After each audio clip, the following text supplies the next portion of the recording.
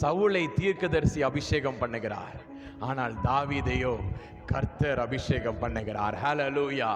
எத்தனை பேர் தாவீதா மாறணும்னு ஆசைப்படுறீங்க? ஏன்னா நம்ம எல்லாரும் நினைச்சுக்கிறோம் நம்ம எல்லாரும் இங்க ஒரு அப்படியே வந்துட்டோம் அப்படின்ட்டு. இதை நான் மெடிடேட் பண்ணிட்டு இருக்கும்போது ஆவியானவர் என்னோடு கூட நிறைய பேருடைய முகங்களை கொண்டு வந்தார். இந்த ஊழியம் தொடங்கி நாளையோட 28 வருஷம் ஆகிறது.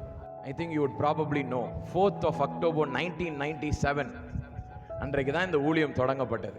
அன்றைக்கு தான் எனக்கு அபிஷேகம் கிடைச்சிச்சு. ஒரு சனிக்கிழமை குன்னூரில் ஃபர்ஸ்ட் ஃப்ளோரில் நின்றுட்டு இருக்கும்போது எனக்கு அபிஷேகம் கிடைச்சிச்சு. ஸோ அன்றைக்கு மாமா மேடை ஏறி சொல்கிறாங்க, இப்படிப்பட்ட Jesus crucified across all Nations என்கிற ஒரு ஊழியத்தை ஆரம்பிக்கிறோன்ட்டு.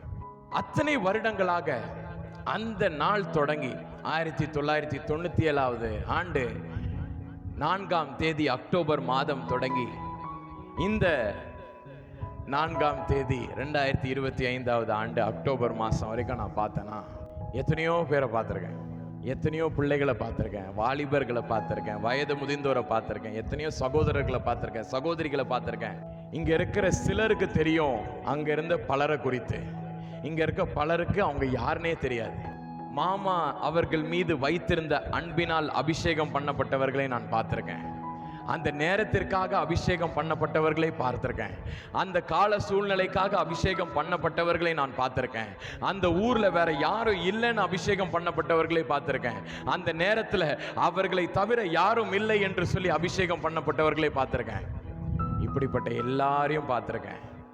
இன்னைக்கு அவர்களை நான் நினைச்சு பார்க்கிறேன், இன்றைக்கு அவர்கள் யாருமே இங்க இல்லை. ஹல்லேலூயா. ஒரு பக்கம் விசனம், ஒரு பக்கம் வருத்தம், இன்னொரு பக்கம் கர்த்தருக்குள் ஒரு மகிழ்ச்சியோடு கூட நான் அதை பேசுறேன். When I look back and see those days, I remember many faces. Even as I speak now, I am reminded of many faces which are missing over here right now. இங்க அந்த faces எதுவுமே இல்லை. ஆனா இங்க இந்த ஃபேஸஸை நான் பார்க்கறனால நான் நினைச்சுக்கிட்டது என்னன்னா, உங்களை அபிஷேகம் பண்ணினது கர்த்தர் என்று. ஏனென்றால் மனிதர்களாக அவங்களை அபிஷேகம் பண்ணினவர்களையும் நான் பார்த்திருக்கேன், அவர்களாகவே தங்களை அபிஷேகம் பண்ணி கொண்டு வந்தவர்களையும் நான் பார்த்திருக்கேன். இப்படி கணக்கற்ற ஜனங்களை நான் தாண்டி இன்றைக்கு பார்க்கும் பொழுது உங்கள் யாவரையும் அபிஷேகம் பண்ணினவர் கர்த்தர் என்பதை நான் ஊர்ஜிதம் செய்து கொள்கிறேன். ஹல்லேலூயா.